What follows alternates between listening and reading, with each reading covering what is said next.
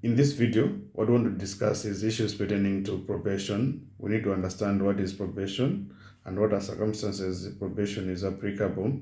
So what we need to appreciate is a probation normally is that period that an employee has just joined the organization, and the employer would like to understand the employee, but also at the same time the employee has also the kind of right also to understand the employer, and also to understand the facilities, to know the nitty-gritties of the organization, to know the kind of policies that the organization has, and also the culture of the organization, the norms, the beliefs, among other things, the values of the organization. So this is a time for one to understand the kind of plans that the policies and amongst other things of the organization that are there, the work culture, the work attitude, and all that the employee has to understand. And this is basically the time that now maybe the supervisors, different people, have also to make sure that they orient the employee is able to understand the other employees.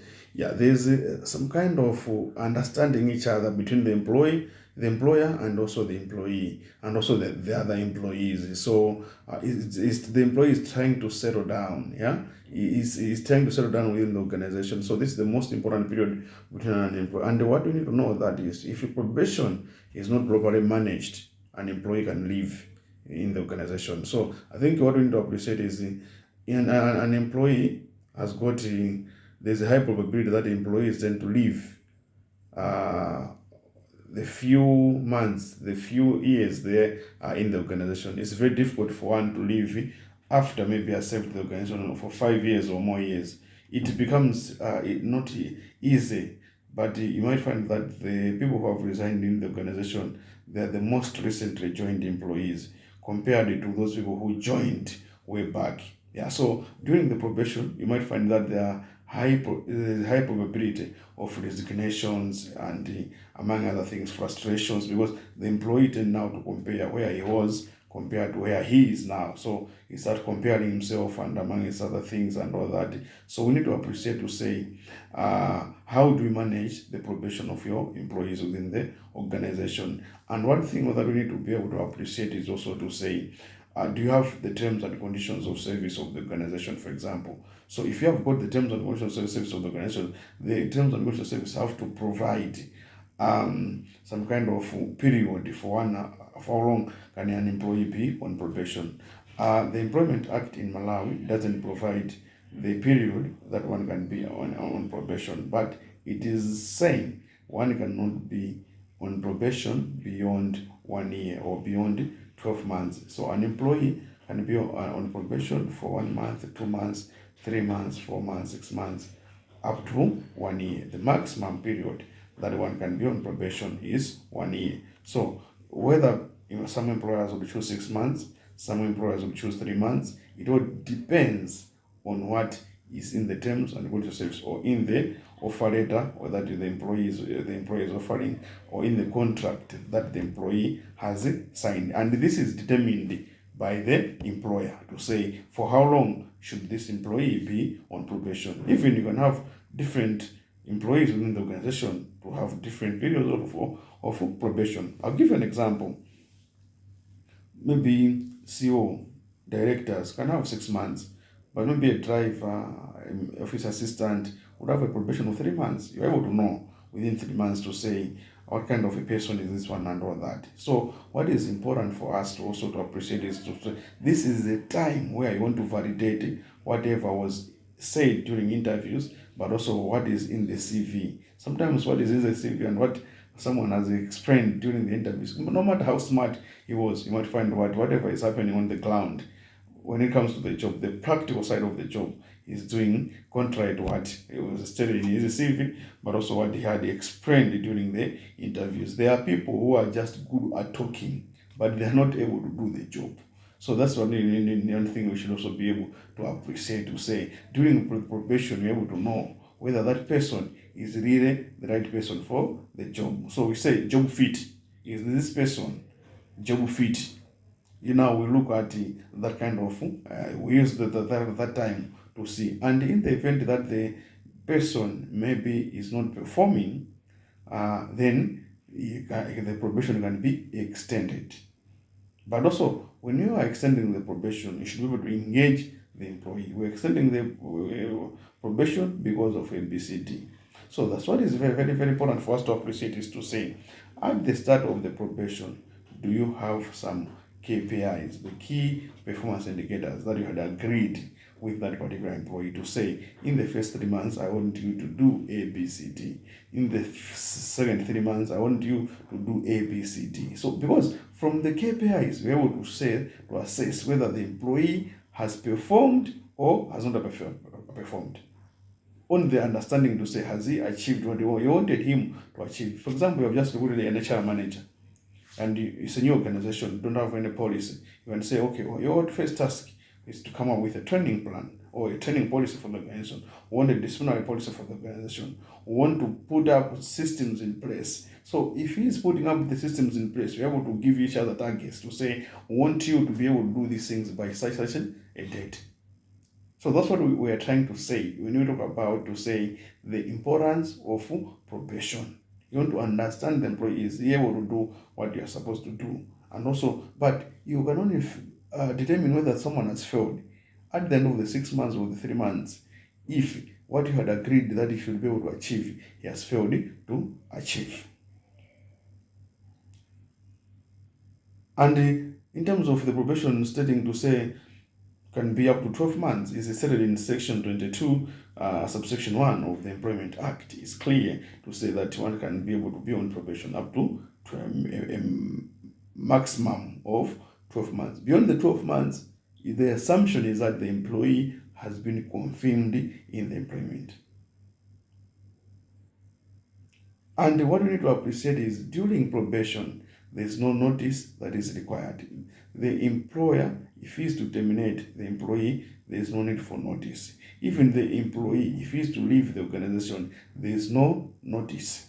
And if the employee decides to give a notice, could just be out of courtesy, to say, no, maybe I can just leave the office, I can have to have room for handovers, especially for senior positions. You can't just leave the office, for example. So you will be able to stay, to say, no, maybe I'll be 2 days around, just to make sure that I'm able to hand over my work to someone else and all that. But there is no notice that is required to be provided during probation. So you might find some contracts, some terms and conditions service, to say, no, during probation you should give 1 month notice. After probation, maybe 3 months or 2 months notice. No, that's not according to the law. The law says during probation there is no need for notice from the employer, but also from the employee. But when the employer is dismissing the employee, is terminating the employee, as much as maybe for dismissal there is no notice, but for termination, when the employer is terminating, because the employee, when he is resigning during the probation, there is no notice. But if the employer, if he is terminating the services, then he has to conduct a disciplinary hearing. There's a difference between having a disciplinary hearing and providing no notice. So the disciplinary hearing is by law. Any employee, whether on probation or not on probation, has to undergo a disciplinary hearing. But after a decision has been made to terminate, instead of terminating with a notice, because this person was on probation, you terminate without a notice. Compare it to when you had done a disciplinary hearing for an employee who is not on probation, then you can terminate with a notice. If the decision you had arrived at was termination, then you can terminate with a notice if someone is not on probation. But if one is on probation, you terminate without a notice. But a disciplinary hearing has to happen. But also sometimes underperformance of an employee during probation, employer can also contribute. And the employee might find, if you're able to check with the employee, you can be able to find out, to say, no, I think I failed to do my job because the employer didn't support me in so many, my supervisor didn't support me and all that. Yeah, you go to an office, maybe it's a new employee and he has arrived at the office as if they were not welcoming the employee. The other employees are gossiping and all that, to say, so you left, so You left your organization and you joined us. Why? No, you didn't think properly. All of us have been want to join that organization which you have left, and now you're coming to our organization. And the employee is disengaged, is demotivated from day one. And maybe the employer is not able to provide the support to the employee. You find it has to use a laptop, maybe the computer has not been provided, a laptop or a computer, and the laptop or the computer insists in procurement, therefore not yet procured the computer or the laptop, or maybe even the office is not ready. I know you can wait here for the first few weeks, your office is being organized and all that, and now this is a senior person, for example, and will feel abandoned. And now your secretary will be coming to you to check everything and all that. You feel this demotivated to continue working in such kind of an environment. That's why I'm saying employees tend to leave organizations in the early months, in the early years of working for the organization. On the issue of disciplinary hearing, I think there's one vivid case of why you should be able to do a disciplinary hearing. There's one case of Watson Katawa and OPAC. I think this case happened around 2002, yeah, whereby the employer had terminated the services of Watson Katawa without a hearing. So what I'm trying to say is the court ruled to say no, the employee had the right to know the reasons for his termination. He wanted to just terminate, has to know and has to defend himself.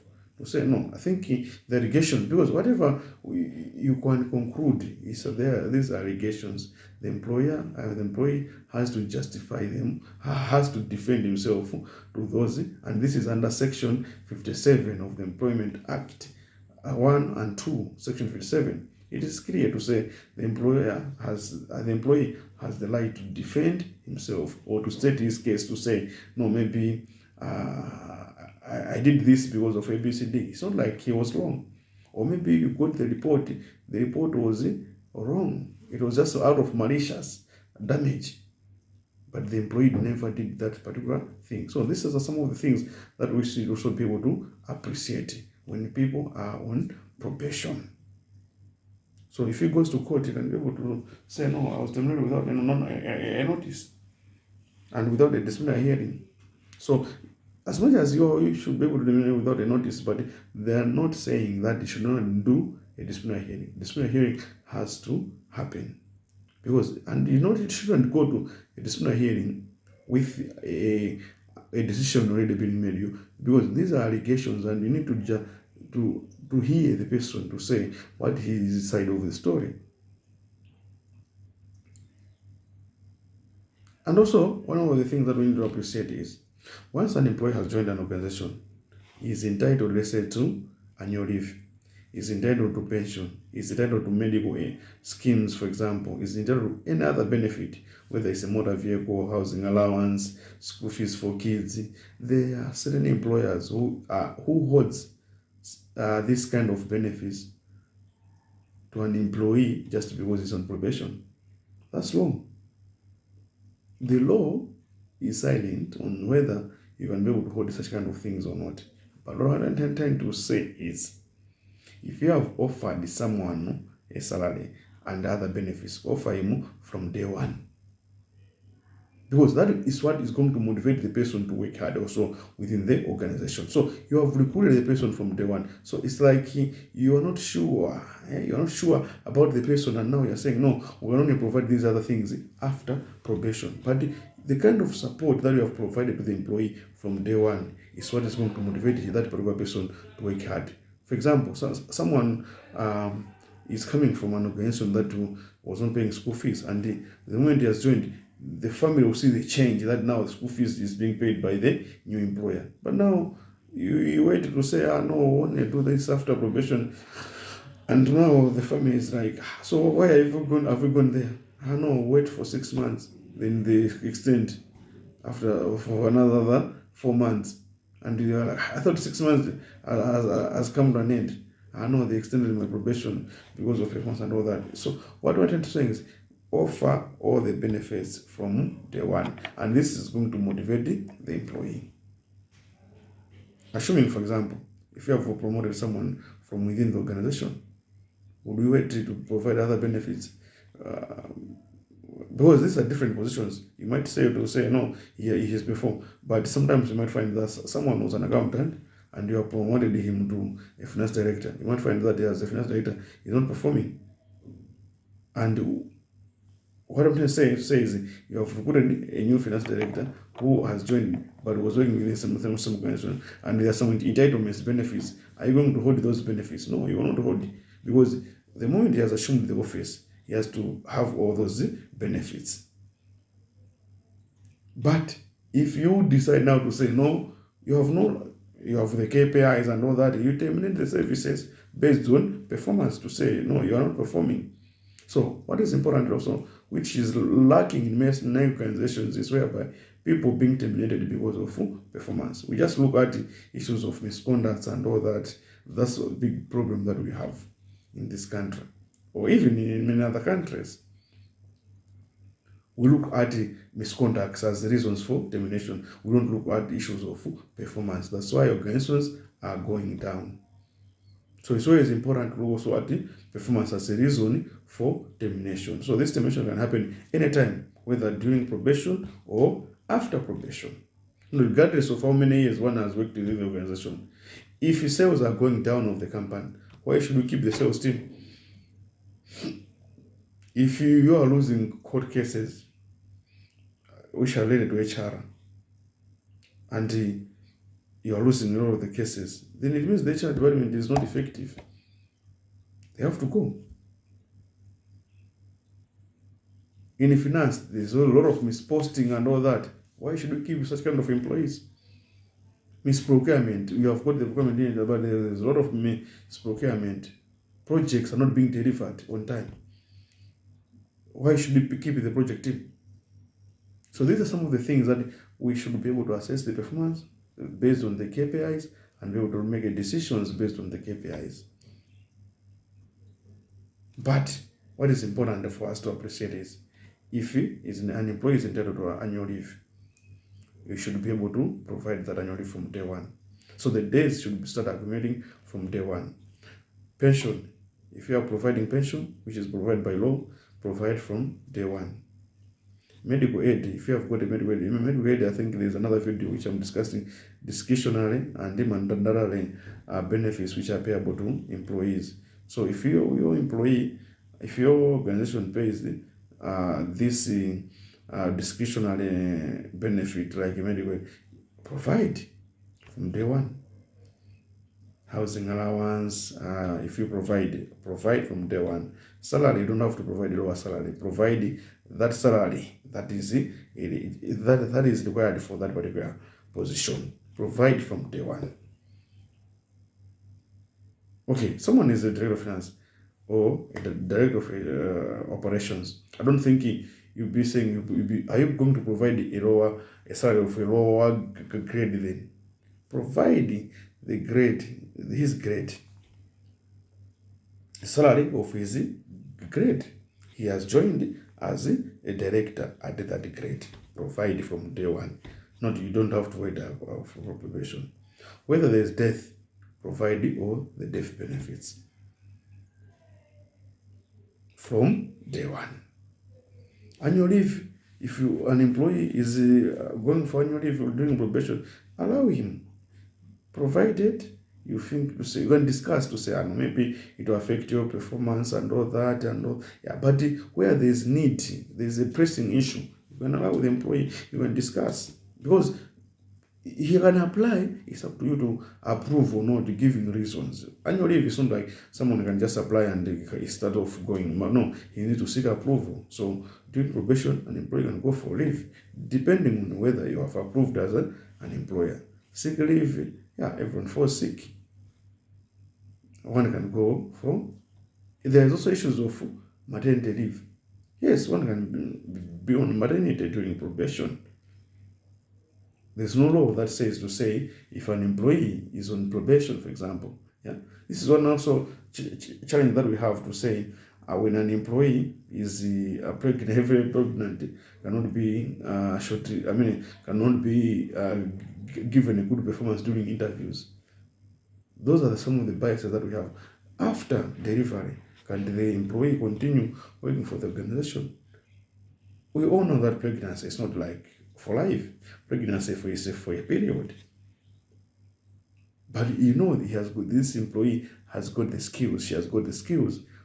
Why should pregnancy be on the way? To block the way? No.